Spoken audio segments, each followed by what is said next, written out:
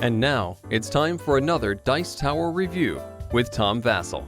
Hey everybody, I'm Tom Vasel, and today we're taking a look at a game called Meow, or Meow. Meow is a kid's version of a game called Maui, or various names of the game in which you learn a new rule every turn. I was once introduced to this game at a conference I went to, and everyone played it, and I was sitting there in the height of my learning new games, and I said, "This game is stupid!" And indeed, you might think that about Meow, but Meow is a game certainly intended for kids. Maybe kids will enjoy it. Let's find out.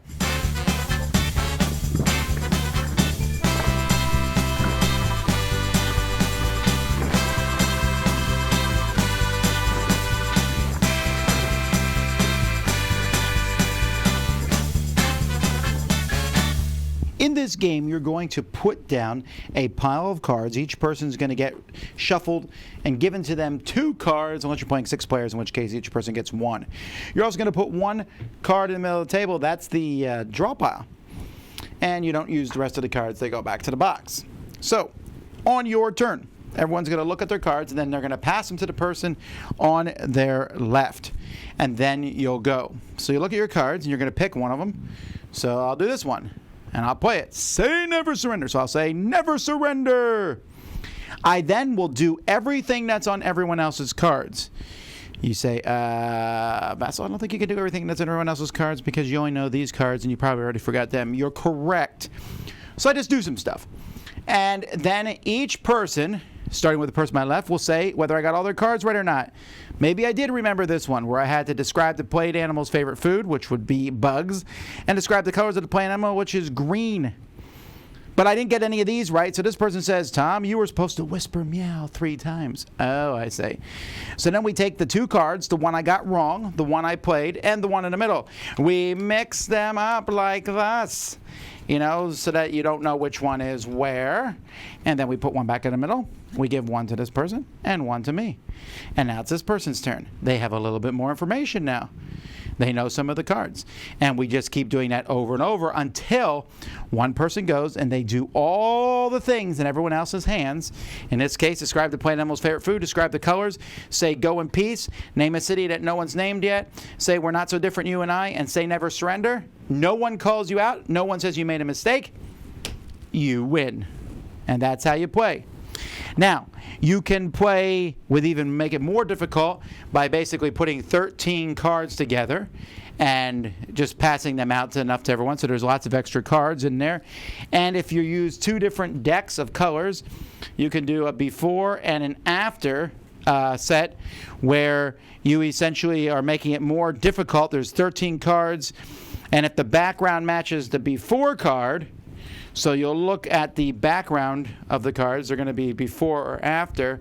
And if they match the before after, then you take action before you place your card. If it says after, you do it after you place the card. You're going to mess that up so much. So when you open a box, you actually get 2 small deck boxes, so you could just carry one of these around if you want to. The Cult of Cat and Kitten Cabal. Both of these have their own deck of cards and different colors, but honestly, you could just mix them together. They're just different things. So apologize to the played animal. Make a noise no one's made yet. And the blue one, pretend your nose is a pig nose. Snort like a pig. The blue ones are a little bit more straightforward. Hiss like a cat. Hoot like an owl. Stomp. Pretend to shake off water. These are more action-oriented, while these might depend on the animal card that is played. Shout surprise! Anyway, the cards are very good quality. The artwork is good, as typical from Jelly Bean, and everything fits very easily in the box. Well, let me start out by saying this game ain't for me. I mean, you're making silly noises and doing silly things and saying silly things, and it relies on memory, something I'm finding I'm getting worse at each passing day. However, kids really enjoy it. At the beginning, when you teach people, it's a little bit of a, well, how am I supposed to do everything? Well, let's do something. and then see if you're wrong or not. You will be wrong, but then you'll learn one new rule. And let's say you're playing a 4-player game, there are only 9 rules to learn. Once you've learned all 9, boom, you have it. It's just remembering what those 9 rules are and doing them. Kids can handle this. Kids have fun doing it. And again, you can make it even more difficult if you want to. But adults will probably want to take the box and put it upside their head and whop themselves with it, because I don't think this is going to appeal to most of them. But if you want to see your kids have a good time, realize that you may be roped into playing this, where you're going to have to do all these weird things and remember them and probably do poorly at it. And this is not speaking from personal experience at all. So, Meow. Definitely not a game that I would ever want to play again in my life. But my kids did like it a lot, so I got to give it to them.